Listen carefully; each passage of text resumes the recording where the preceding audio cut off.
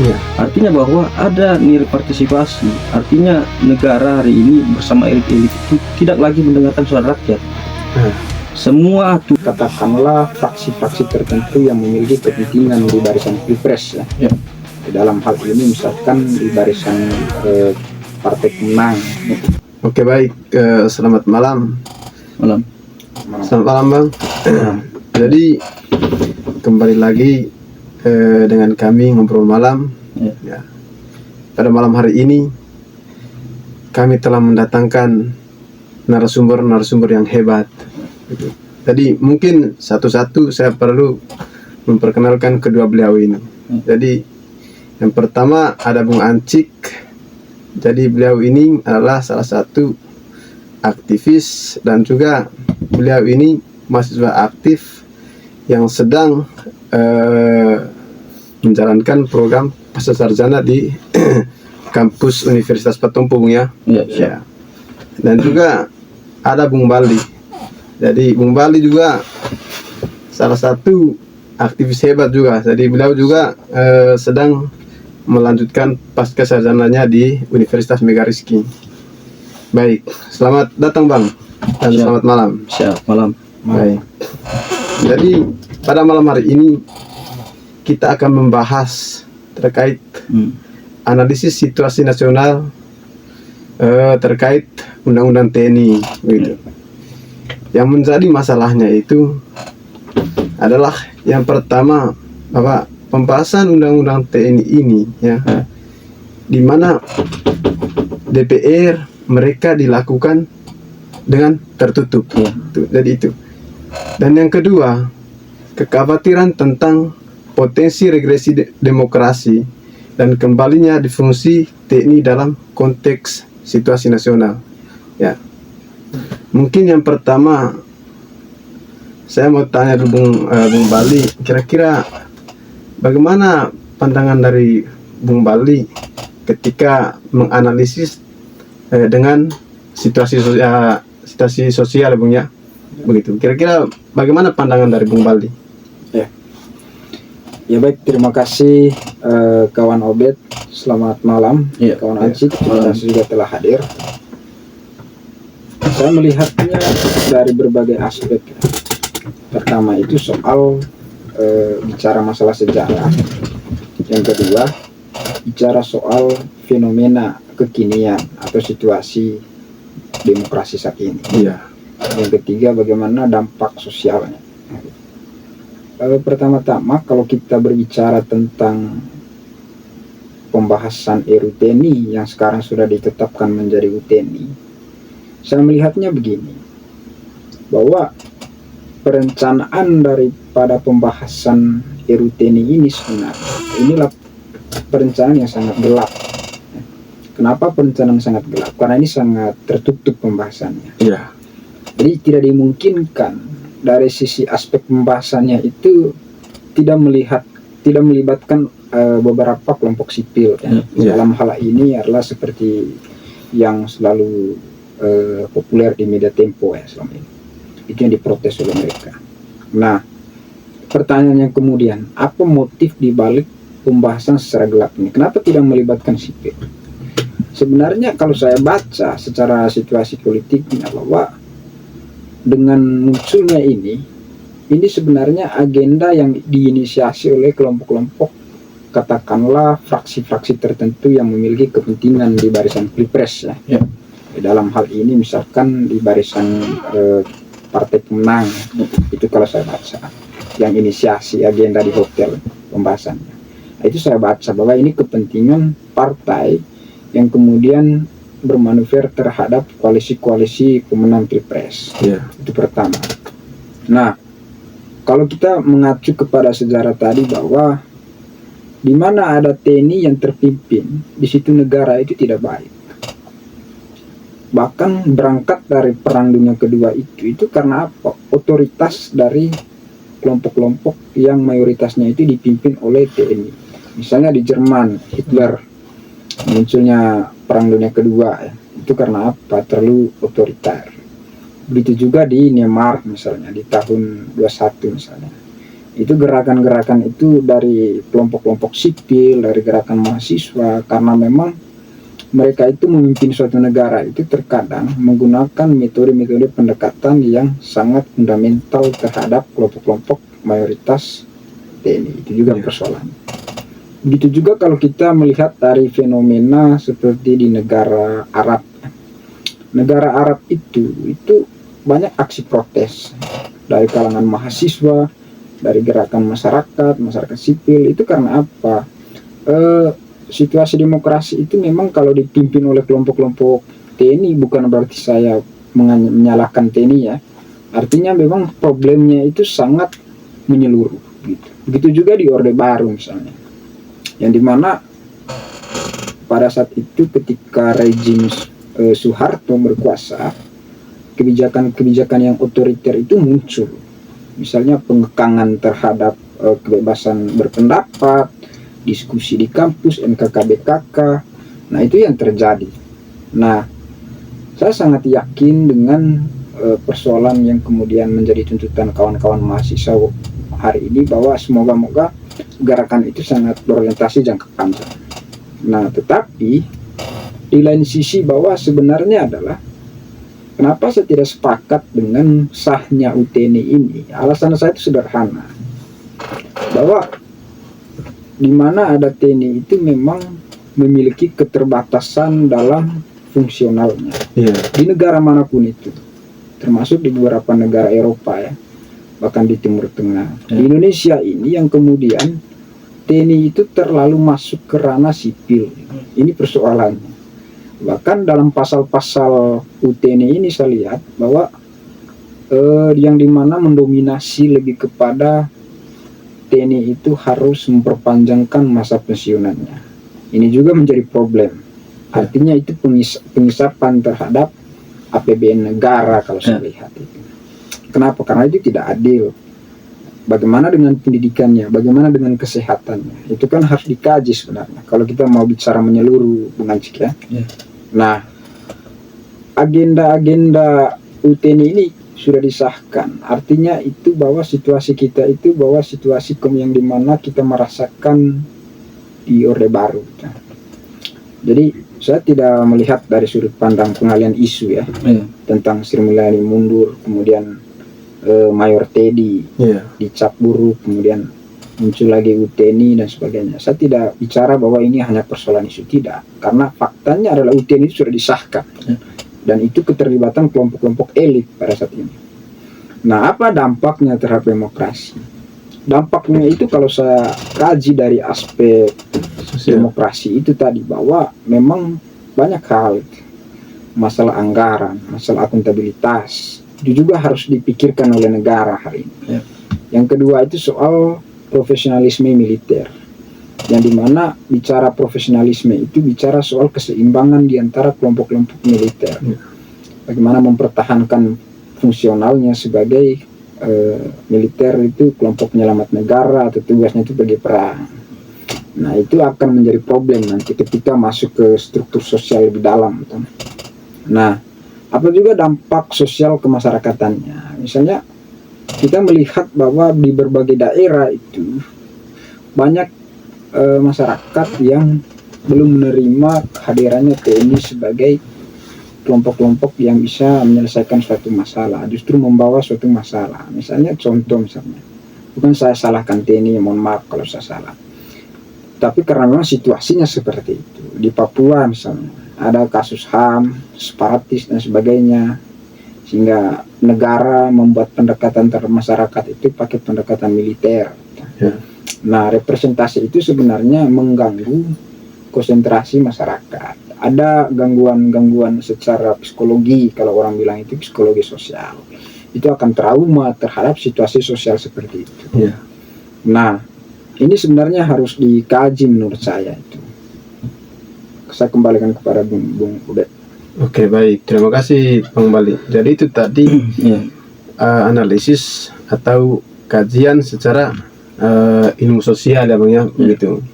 Kira-kira bagaimana pandangan dari Bung Ancik ya ketika menganalisiskan permasalahan ini menggunakan atau analisis secara Demokrasi ya Bung ya, sisi demokrasi. sisi demokrasi betul. Kira-kira bagaimana pandangan Bung?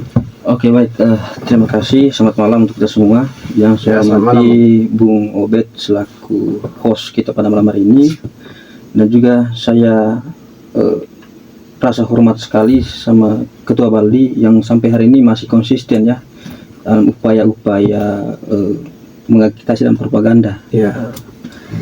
Oke, baik, sebelum saya masuk pada pembahasan, saya sempat terlintas dalam pikiran saya kata-kata the founding father kita Bung Karno. Dia pernah berkata begini, wahai anak-anakku, mungkin perjuangan saya hari ini itu kurang susah karena melawan penjajah, Ya. tetapi perjuangan kalian ke depan itu akan lebih sulit lagi karena melawan bangsa sendiri.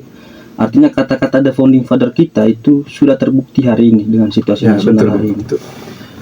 Jadi beberapa hari yang lalu publik Indonesia, pada khususnya di teman-teman akademisi, aktivis, mahasiswa, dan juga senior-senior gerakan kita yang sudah tua, itu digemparkan dengan beberapa regulasi yang katanya dan memang nyatanya itu nil partisipasi terhadap rakyat. Nil partisipasi artinya pembahasan undang-undang RUU TNI kemarin yang sekarang sudah menjadi undang-undang itu sebenarnya di sidang paripurna atau di kantor di DPR RI. Ya. Tetapi kita saksikan secara bersama, tadi sempat sudah disinggung sama host kita Bung Obed bahwa dilakukan di hotel. Ya. Artinya bahwa ada nilai partisipasi. Artinya negara hari ini bersama elit-elit itu tidak lagi mendengarkan suara rakyat. Ya. Semua aturan, semua kebijakan itu terserah dari mereka. Artinya tidak melibatkan kita sebagai elit vital dari demokrasi ini, artinya sebagai sipil. Jadi kalau kita flashback 4 tahun terakhir itu tidak ada undang-undang disahkan itu melibatkan kedaulatan demokrasi. Taruhlah di tahun 2019 Omnibus Law itu yang walaupun pada saat itu penolakan dari berbagai daerah, aliansi dari kampus-kampus di kota-kota besar itu menolak Omnibus Law, tapi tetap disahkan oleh DPR pada saat itu. Kemudian di tahun 2020 kita digemparkan dengan undang-undang RUU KUHP yang kemudian pada saat itu juga menuai tolak besar-besaran oleh gerakan-gerakan rakyat, tapi tetap disahkan. Ya. Dan kemudian tiba pasca Covid, kita digemparkan lagi dengan undang-undang perampasan aset dan lain-lain. Banyaklah undang-undang kemudian tidak melibatkan rakyat. Ya. Artinya esensi demokrasi itu sudah tidak ada di kita. Demokrasi itu hanya sebagai pelumas mulut dari para pejabat ketika mereka ada di panggung pemilu. Setelah pemilu tidak, kita hanya sebagai ampas bagi mereka. Ya, betul. Nah, kemudian hari ini pasca pemilu 2024 kita lagi-lagi diperhadapkan dengan satu undang-undang yang kemudian banyak dikritik, tapi banyak juga yang tidak mau bicara karena dia sifatnya reaksioner dan takut dibungkam. Itu adalah undang-undang TNI. Menurut saya di sisi demokrasi, undang-undang TNI ini memang akan berpotensi besar untuk bagaimana membungkam suara-suara kita, membungkam ruang gerak kita, baik itu di ranah kampus maupun di luar kampus. Artinya bahwa ini sudah tersistematis, Bung Obed. Ya. Dulu waktu saya aktif di salah satu organisasi, saya pernah gabung di aliansi API Kampus namanya, Aliansi Perjuangan Indonesia dan Mahasiswa, yang kemudian pada saat itu mengadvokasi persoalan DO mahasiswa. Yang mengagetkan kami di teman-teman aliansi kemarin itu ternyata di Indonesia ini sudah ada forum-forum rektor yang membahas persoalan pembatasan jam malam. Artinya ini include bahwa sudah ada 3 dan 4 tahun lalu negara itu sudah berkonsultasi untuk bagaimana mematikan demokrasi di Indonesia, sehingga tibalah di puncaknya bahwa ketika semua sudah mati, mereka memperkuat bagaimana militer kembali berkuasa. Artinya ini sudah punya rentetan konsolidasi hingga tiba pada saat ini. Dan menurut saya, kalau tadi Ketua Baldi dari pandangan sosial politiknya itu menurutku sudah bagus, tapi ingin saya tambahkan di sisi demokrasinya. Kalau memang di sisi demokrasinya saya ulang-ulangi bahwa itu sudah tidak ada lagi kedaulatan bagi warga sipil. Karena di beberapa pembahasan yang saya baca itu di draft yang sudah disahkan bahwa ada kurang lebih belasan instansi kedudukan strategis yang TNI akan jabati. Salah satu yang menurut saya paling vital itu adalah cyber di negara kita. Itu akan dikuasai oleh TNI. Kita bicara begini bukan berarti kita anti terhadap militer. Ya, betul Bang. Kita ketahui bahwa militer juga punya sumbangsi luar biasa di negara kita, tetapi tupoksinya sebenarnya tidak pada ranah politik. Ya. Bicara soal demokrasi itu orientasinya titik sentralnya itu pada rakyat sipil yang menduduki persoalan itu. Saya kira negara-negara keliru. Artinya bahwa ketika teman-teman mau ingin menjadi TNI, ya tamat SMA, ikut pendidikan TNI dan dilantik sebagai TNI. Tetapi kalau ingin menjadi pejabat politik, tamat SMA, kuliah, ambil jurusan sosial politik, hukum dan lain-lain dan menjabat. Artinya itu bahwa kita sudah kembali ke Orde Baru menurut saya, Bung Ubed. Dan memang sejarah sudah mencatat bahwa pelanggaran HAM terbanyak itu ada pada masa-masa Orde Baru. Pada saat itu masih berlangsungnya di fungsi ABRI. Itu jelas tercatat di sejarah. Dan kalaupun negara ingin mengembalikan itu dan memang sudah disahkan, saya rasa kita akan diperhadapkan dengan Neo Orba. Artinya Orde Baru Jilid 2. Sebagai antitesis bagi saya bahwa solusi dari saya, kita harus perkuat podcast seperti ini dan juga terus melakukan konsultasi dengan teman-teman kita bahwa ada undang-undang yang kemudian ingin mengembalikan marwah Orde Baru. Saya rasa ini masih 50% yang orang tahu. Beberapa rakyat Indonesia belum tahu persoalan ini. Betul Bang. Jadi mungkin untuk lebih berdialektika lagi saya kembalikan ke Bung Obed. Oke, baik. Jadi apalagi kemarin ini Bung Hansik ya, bahwa ketika kita melihat bahwa anggota dewan yang sekarang ini ya, jadi bukan lagi pro terhadap masyarakat ya. Kenapa saya katakan begitu? Jadi undang-undang TNI ya yang baru ada isunya kemarin ini, mereka cepat sah menjadi undang-undang. Akan tetapi pertanyaan demikian, kenapa undang-undang perampasan aset yang seringkali digaungkan oleh masyarakat, mereka tidak mengesahkan undang itu? Begitu. Kira-kira bagaimana itu Bung Hansik? Iya, saya simpel aja. Mungkin nanti Ketua Bali tambahkan. Memang keberpihakan negara tidak ke rakyat, tapi keberpihakan negara itu ke mungkin lebih cenderung ke partai ya Bung ya. Iya, partai dan keuntungan menurut saya. Itu kita buka-bukan aja. Gitu. Tidak tahu menurut Ketua Bali, saya kembalikan. Ya, mungkin ada pandangan berbeda dari Bung Bali terkait ini. Ya, karena ini kan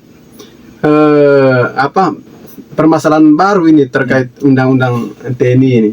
Jadi yang seringkali digaungkan oleh masyarakat itu kan yang dari dulu itu baik dari mahasiswa atau pemuda terkait undang-undang perampasan aset. Tapi yang kita lihat kan sampai saat ini belum disahkan begitu. Kira-kira bagaimana pandangan dari Bung Bali? Pertama begini, bahwa kenapa kawan-kawan mahasiswa itu menyoroti persoalan itu kemarin. Nah, menurut saya adalah alasannya sederhana. Itu yang paling urgent. Lebih baik bahas itu ketimbang bahas UTNI. Nah, itu poinnya. Nah, tetapi itu kajian kawan-kawan gerakan. Dalam perspektif negara itu sebenarnya adalah negara itu memiliki kapasitas untuk melihat sejauh mana mereka punya kepentingan, baik dari jangka pendek, menengah, dan jangka panjang. Saya lihat dari aspek sosialnya, bahwa kalau dikatakan Niccolo Machiavelli itu sebenarnya adalah ketika orang sudah berada dalam kekuasaan, mereka manfaatkan segala cara itu untuk memiliki kekuasaan dengan cara apapun. Bisa melalui pembunuhan, bisa melalui perang. Itu yang dikatakan Niccolo Machiavelli, salah satu tokoh sosial politik Italia. Nah, namun sangat kejam demokrasi hari ini, bahwa terjadi yang namanya kemerosotan kebebasan berpendapat, kebebasan ekspresi dan sebagainya, seperti yang dilakukan oleh beberapa kawan-kawan pers ya. Iya. Misalnya Tempo saat ini kan terjadi pengiriman simbol kepala babi, Iya. tikus. Kalau kita maknai simbol itu dari sudut pandang sosial, itu sebenarnya adalah tindakan yang dimana terjadi yang penghinaan terhadap kebebasan Iya. pers. Orang bisa saja bahwa kebebasan pers di media Tempo itu seperti kepala babi, bisa saja Ya, betul. maknanya. Bisa juga orang seperti tikus, bisa saja, karena ini soal persepsi pemaknaan Iya. terhadap suatu simbol. Nah, bagi saya, kalau misalnya terlalu ekstrim seperti itu demokrasi saat ini, itu tadi ada poinnya sama yang Bung Ancik bilang tadi, bahwa ini kembali kepada Orde Baru, Iya. kawan-kawan. Jadi Orde Baru itu sudah jelas ketika kemudian media itu dikekang. Ya. Gerakan-gerakan aksi massa itu dikekang juga. Betul. Dan menurut saya ada salah satu kritik dari Ben Sukatani itu soal institusi Polri itu. Menurut saya adalah gerakan itu sebenarnya itu kritik sosial, melihat bagaimana suatu fungsional dari jabatan-jabatan aparat penegakan hukum maupun pihak keamanan. Menurut saya itu Ya. sangat respect ya. Kenapa? Karena melihat akibat dari problem praktek-praktek kelompok memiliki jabatan fungsional. Begitu juga sebenarnya UTNI ini. Artinya demokrasi kita itu kadang trauma secara psikologi melihat bahwa jangan sampai kembali ke Orba Ya, ketika betul. TNI itu dipimpin gitu. Tapi pertanyaan kemudian bahwa kita sebenarnya lupa dengan analisis situasi politik tadi yang saya bilang, bahwa terjadi interaksi Iya. antara kelompok-kelompok partai yang kemudian sangat manuver terhadap kemenangan Pilpres kemarin pada saat itu. Nah, dalam perspektif sosial politik itu melihatnya bagaimana hubungan sosial kekuasaan partai itu. Misalnya ketika pembahasan RUU TNI di hotel, partai siapa yang inisiasi itu? Kalau kita kaji ya, jadi secara hubungan de facto itu ada kaitannya dengan partai yang menang Pilpres. Dalam hari ini adalah Partai Gerindra, Bung Acik, begitu. Nah, bagaimana dengan oposisi kemarin? Oposisi tidak terlalu nampak pada saat itu. Hanya yang kita persoalkan adalah kenapa tidak melibatkan kelompok-kelompok sipil dalam pembahasan. Itu pertanyaannya. Kenapa secara tertutup? Artinya ada rencana kegelapan. Ini kembali kepada situasi Orba. Saya itu poinnya. Jadi menurut saya solusinya adalah jika kemudian ada kawan-kawan yang merasa bahwa UTNI itu harus digugat di MK, saya pikir itu upaya kolektif menurut saya yang harus dibangun oleh kawan-kawan. Perlu gugat di MK. Setelah itu bikin semacam manifesto demokrasi terkait Presiden Prabowo saat ini, agar cita-cita dari reformasi itu harus diimpiankan oleh kawan-kawan saat ini, terlepas dari media tadi. Betul. Saya pikir itu poinnya, Kang. Oke, baik, sangat menarik ya Bung. Jadi ada poin yang saya tangkap tadi itu ya, terkait ada masalah ya yang dimana pengiriman kepala babi di media Tempo ya, Ketua ya. Jadi kira-kira apakah ada kaitannya dengan soal undang-undang TNI ini, Ketua Bung? Iya, saya tambahkan mungkin dari saya dulu. Ya. Kalau bicara soal keterkaitan ya jelas. Ya. Karena yang kemarin saya ikuti itu ternyata di salah satu bidang di Tempo ini ada namanya bidang kajian politik yang kemudian diketuai oleh salah satu wartawati kader Katolik juga. Ya. Dia itu kemarin dihadiahkan hadiah ulang tahun oleh Sri Paus. Setelah dia memuat berita persoalan RUU TNI mengkritik pesan itu, nah terjadilah teror itu. Saya juga tidak bisa mengkaitkan dengan apakah itu dari pihak yang kemudian dikritik atau tidak, tapi kejadiannya itu sinkron gitu ya. Setelah dia mengkritik, diteror gitu. Oh. Iya, jelas. Berarti kesimpulannya ada kaitannya, Bung ya? Iya, ada kaitannya. Kalau secara historis itu darinya dia mengkritik persoalan itu, setelah diputuskan menjadi undang-undang dia diteror. Gitu. Oke, baik. Terima kasih, Bung. Mungkin pembahasan untuk diskusi terkait analisis baik dari segi demokrasi maupun sosial, mungkin ada tambahan sedikit. Oke, silakan Bung. Silakan. Sebenarnya adalah negara kita itu sedang menskenariokan apa yang mereka perjuangkan di 2029. Itu yang kita lupa. Ya. Bisa saja perjuangannya melalui sistem pemerintahan saat ini. bukan oleh partai politik tetapi melalui regulasi tadi. Ada aparatur sipil yang menguasai sistem. Ya. Mengapa? Karena banyak tokoh-tokoh politik yang tersandra dengan situasi demokrasi seperti Jokowi lah. Jokowi juga tersandra. Prabowo juga tersandra. Begitu juga misalnya Presiden SBY ya. Pada saat itu artinya memang situasi negara ini sedang dilematis karena itu karena faktor kepentingan tadi yang dimana perebutan kekuasaan, itu poinnya. Kalau kita mengacu kepada situasi isu pengalihan isu baru-baru ini kan bagaimana Kementerian Keuangan itu diangkat seolah dia mundur dan sebagainya. Siapa yang tersandra kalau kita lihat itu? Apakah Prabowo? Apakah Jokowi? Apakah SBY atau kelompok oposisi? Begitu. Yang tersandra itulah barisan-barisan yang menang dalam posisi Pilpres kemarin. Misalnya contoh Jokowi itu tersandra. Kenapa? Karena dia memiliki kekuatan politik terhadap misalnya program yang sudah dia buat, IKN misalnya. Jadi Sri Mulyani itu adalah antek asing, anteknya Amerika dan anteknya Cina juga. Rahasianya negara itu ada pada Menteri Keuangan. Gitu. Jadi begitu juga Prabowo. Makanya kenapa kemudian Prabowo juga melihat bahwa saya ini sebenarnya sedang dipermainkan oleh kelompok-kelompok di belakang saya, katakanlah Jokowi misalnya. Itu bisa jadi juga analisis politiknya seperti itu. Nah, tetapi ada poin di balik pengalihan isu ini sebenarnya. Bahwasanya kalau orang-orang bilang media-media yang baser-baser berpikir bahwa ini pengalihan isu supaya Gibran naik, kemudian Prabowo turun dari jabatannya, saya pikir itu pengalihan isu semata. Karena demokrasi ini bisa saja masih berjalan mulus ketika kemudian hanya kekuatan-kekuatan ekonomi politik yang kemudian harus dimonopoli terus ke depannya. Karena situasi krisisnya berbeda. Tidak ada krisis moneter yang kayak Orde Baru lah. Itu beda dengan situasi sekarang. Begitu poinnya. Oke, baik. Mungkin ada tambahan juga dari Bung Ansik. Saya pikir seperti itu. Nanti tambahnya di closing statement. Oke, baik. Cukup sekian ya. Nanti untuk pembahasan selanjutnya kita lanjut pada part 2 ya. Begitu. Mungkin sekian.